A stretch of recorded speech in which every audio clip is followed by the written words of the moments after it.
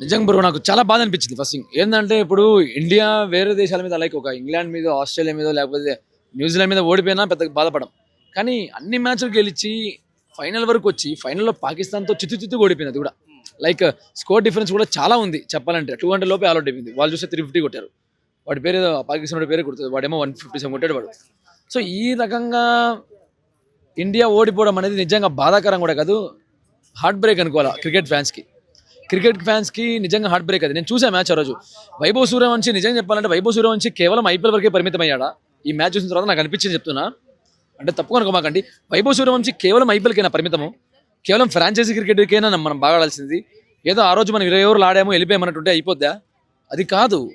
దేశానికి ఆడే టైంలో ఫ్రాంచైజీ క్రికెట్‌కి దేశానికి ఆడడానికి చాలా డిఫరెన్స్ ఉంటుంది.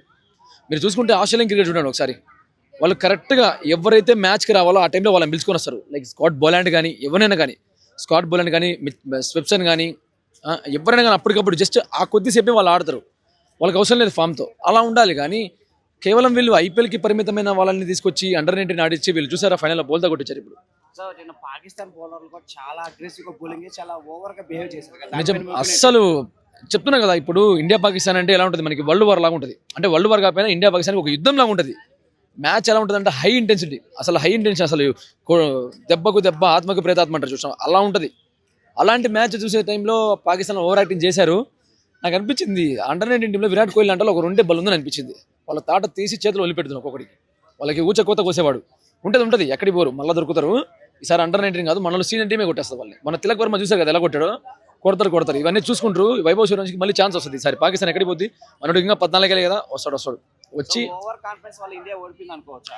అంటే ఒక మాటలో చెప్పాలంటే అలాంటిది అనిపించింది నాకైతే. ఓవర్ కాన్ఫిడెన్స్ అంటే 350 స్కోర్ని కూడా ఇండియన్ బ్యాట్స్మెన్స్ ఎలా ఆడారంటే అసలు అలకోగా ఆడగలుగుతాం అనే విధంగా షాట్స్ ఆడి అవుట్ అయ్యారు చెప్పాలంటే స్టార్టింగ్లో. ఆ వైభవ్ సూర్యవంశి కానీ వీళ్ళందరూ ఇలా ఆడితే కష్టం అండర్ 19. అదే కాక ఫైనల్లో పాకిస్తాన్ మీద ఓడిపోవడం అనేది నిజంగా బాధాకరం. అన్ని మ్యాచ్లు బాగా ఆడారు కదా ఏమైందో అర్థం కాలే. ఎందుకు ఇలా చోక్ చేస్తుంటో మరి అర్థం కాలేదు. మొన్న అంతే బంగ్లాదేశ్ మీద చూసారు అసలు. సో అండర్ 19 టీం అంటే తెలుసుకుంటుండ్రు కాబట్టి మీరు ఆడికి వచ్చారు. సో ఇక్కడికి వచ్చిన తర్వాత మీరు టాలెంట్ ప్రూవ్ చేసుకోవాలి. కానీ మీరు అవకాశాన్ని సద్వినియోగం చేసుకోకుండా దుర్వినియోగం చేసుకుంటారు. సో అది చాలా తప్పు. సో ఇప్పటి నుంచైనా ఫ్రాంచైజీ క్రికెట్కి ఇండియన్ కంట్రీకి ఆడే క్రికెట్కి చాలా డిఫరెన్స్ ఉంటుంది. అది తెలుసుకోవాలి అండర్ 19 వాళ్ళు చాలా వరకు. అంటే తెలుసుకోవడం అంటే మనం చెప్తే తెలిసేది కాదు, వాళ్ళకి అర్థం అవ్వాలి. సో అది వేరే కెప్టెన్ సరైన సిచ్యువేషన్లో సరైన డిసిషన్ తీసుకోలేదని కొంతమంది కామెంట్ చేస్తారు. అవును అది కూడా నిజమే చెప్పాలంటే. సరైన డెసిషన్ తీసుకోలేదు. బౌలర్స్ని సరిగ్గా వాడుకోలేదు చెప్పాలంటే కెప్టెన్. అంటే రాంగ్ టైంలో బౌలింగ్ ఆప్షన్స్ చూస్ చేసుకోవడం అది చాలా మిస్టేక్. అది రాంగ్ టైంలో బౌలింగ్ ఆప్షన్స్ చూస్ చేసుకోవడం ఇది నిజంగా తప్పే అనిపించింది. సో పాకిస్తాన్ అంత స్ట్రాంగ్ ప్లేయర్స్ కూడా లేరు అక్కడ నన్ను అడిగితే. కానీ వాళ్ళు 350 కొట్టారంటే మ్యాచ్ వాళ్ళు ఓడిపించాం కదా. అదే లాస్ట్ మ్యాచ్ ఓడించాం. అదే చెప్తున్నాను కదా ఓడిపించిన మ్యాచ్ని చిత్తుగా ఓడించిన మనం చిత్తుగా ఓడిపోయాం. అది చెప్పేది ఫైనల్లో ఓడిపోయాం చూడండి.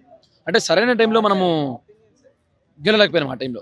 అంటే మామూలు గ్రూప్ స్టేజ్లో గెలిచి సరైన టైంలో గెలవకపోవడం చాలా బాధాకరం. సో తెలుసుకుంటారు ఇందరితో మిస్టేక్స్. చూద్దాం ఇంకా భవిష్యత్తు ఎలా ఉంటుంది. పాకిస్తాన్ ఏ విధంగా కొట్టబోతున్నాము. క్రికెట్ ప్యాన్గా మీరు ఎలా తీసుకున్నారు?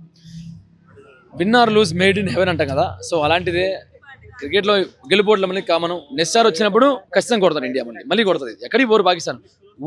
ఊచకోతకు వస్తారు నెక్స్ట్ సారి మాత్రం. అదే వైభవ్ సూర్యవంశి ఊచకోత కోసి నేను ఇవాళ ఏదైతే అన్నానో నా నోరే మూపిస్తాడు ఖచ్చితంగా.